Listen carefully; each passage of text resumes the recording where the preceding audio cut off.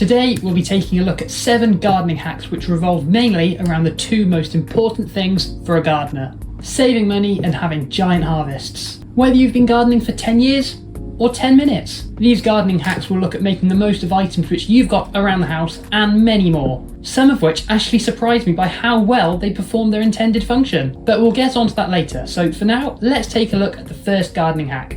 Around the house, many of us have a toilet and therefore toilet roll, but what do we do with those toilet rolls once, say, they're empty? Well, we just bin them, because what else are you meant to do with them? Well, actually, they can perform a very useful task for us gardeners, and that is that we can turn them into some cheap, easy, biodegradable plant pots. I don't know how many plastic pots I've gone through in the last couple of years, but it's definitely more than I care to imagine, so this solution should, in theory, be very useful for me, and you of course. Not only are the toilet tubes a spare item really once they've served their purpose, they're biodegradable too, so that means you don't have to go through all the really fiddly efforts of pulling that seed out of the seed tray, which everyone hates, let's be honest, and instead you can simply just put that straight in the ground and the plant will grow as normal. So obviously this will save you quite a bit of time this spring when there's a lot of seed transplanting going on. Also, if you're finding that you want to try and get more out of the single toilet tubes, why not try cutting them up and making mini ones? Because at the end of the day,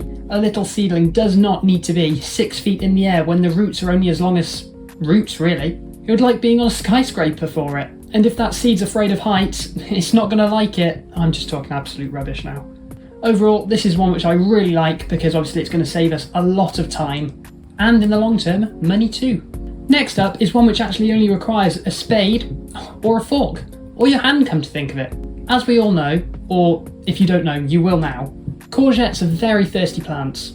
So especially during those hot summer months when the plants are growing a lot, it's really important to make sure that soil stays nice and damp for it. Now, there are many ways you can do this, and the simplest one is just by, watering it more frequently and more heavily. But especially nowadays, we want to try and conserve and save water, not waste it. So, to actually try and direct the water to where it needs to be, which is the roots, it's a good idea to just around the root ball of the plant, just to make a trench or a moat sort of thing, so that when you water it, the water will sit in that moat rather than run off down the soil into things which we're not trying to water, like a weed, let's say. So by creating this little trench, it allows the water time to infiltrate the soil, and then slowly that'll reach the roots, keeping it nice and damp. And because the water's not running off, it means you're not going to have to use as much. Trust me, this one will definitely help you to keep all those nice courgettes hydrated.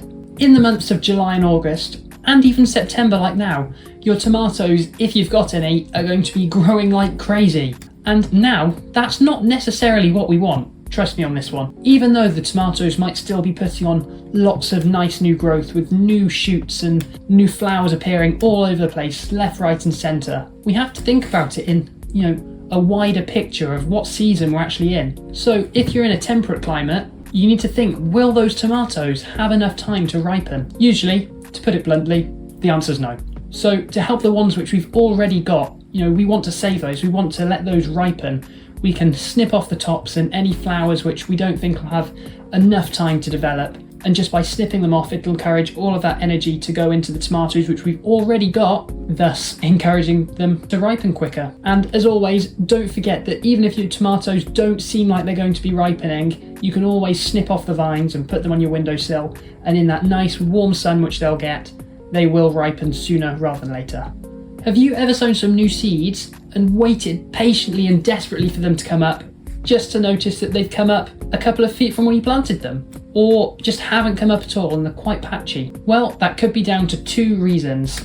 Firstly, there's definitely something targeting your seeds, which we'll get onto later. Or secondly, you've watered them after sowing. This might seem like actually quite an insignificant one compared to some of the others, but really, this can affect what you get from all your efforts. So instead of sowing them in dry, parched soil, it's often better just to water the line before you put the seeds in. This way, when the seeds do go in, they'll have much better contact with the water and thus moisture, and that will mean that you should have a better and higher rate of germination. I mean, who's complaining about that? Also, watering after can actually, if you think about it, cause some of the seeds to be washed away. Not literally washed away like down a river and into the sea, but enough that it's slightly further away from where you actually sowed them. And in a tight, compacted garden, this can actually be really annoying. So give this one a go, and you never know, next time you sow some seeds, you might actually have some better germination. I'm sure many of us drink drinks that come in large plastic bottles, which we don't really give too much thought to.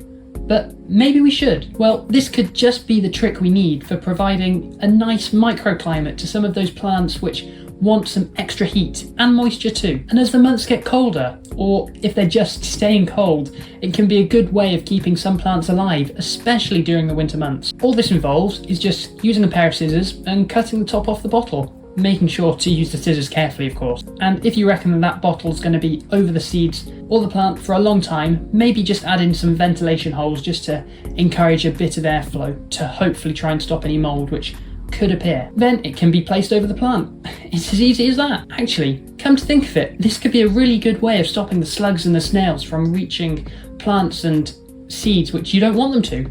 So if that's another problem you face in your garden, which, let's be honest, don't we all? That's another reason for you to give it a go. Now, I reckon it's about time that we talk about those things which are potentially targeting your seeds. If you have any cats or other pets, except fish, they probably won't affect this one. You might find that occasionally they like to dig up your plants which you've literally just sown about 10 minutes ago. For me personally, this has been a big problem for so long now, and I've tried so many different methods to try and stop them doing this, you know, from sprinkling coffee around plants to building fences and using brambles. But really, so far, none of them have worked. Except for this one. What I found to be the best is using a chicken wire or a mesh or something similar like that. Something which you can just cut to a size specific to where you need them to be over, and then just lay that over the top of the seeds or the plants. I find this much better than any of the others because obviously it still lets in plenty of light, which is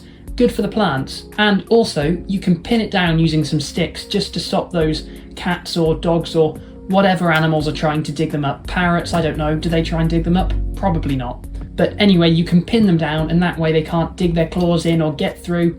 It's just a really good way of stopping them digging up your new seeds. This has been by far the most useful thing I've managed to find this year. But as always, if you've had the same problem and have found other methods actually more successful, please do let me know in the comments down below. I'd really appreciate it, because you never know, it might just save my carrots. Gardeners being gardeners, I'd probably say that we like to get the most out of our spaces. So to do that, we'll often sow way more seeds than that space can probably take. But that's not a problem. If the seed packet says leave 30 centimeters between the rows, we know we can make 3 centimeters happen. Now, while many of us, we do try and ignore that and think we can fit them a bit closer in, there is a reason for it. While it's often good to multi-sow things in clumps of 2s or 3s, like beetroots for example, it's not always best for everything. If we look at radishes for example, if we sow those too closely, we'll end up with loads of plants at the start, which looks really great. But if we don't prick those out, we'll find that as those plants start to grow, they'll be competing for the same nutrients, the same water, the same space, and really, it'll stunt their growth. While I'm not saying to give a singular radish 10 centimeters of space, I'm just saying that a little thinning might just help you have a bigger yield come the end of the season. And there we go, 7 different and ingenious ways to help you grow more tasty and delicious food using common items that you've got around the house. Hopefully this video was useful for you. If it was, please consider leaving a like on the video and subscribing to the channel, and also why not share it with a friend, because that is the best way that you can support me and it really does mean a lot. And if you want to take a look at some common gardening mistakes which you might be making, why not click here to check it out. Anyway, thanks for watching, see you soon.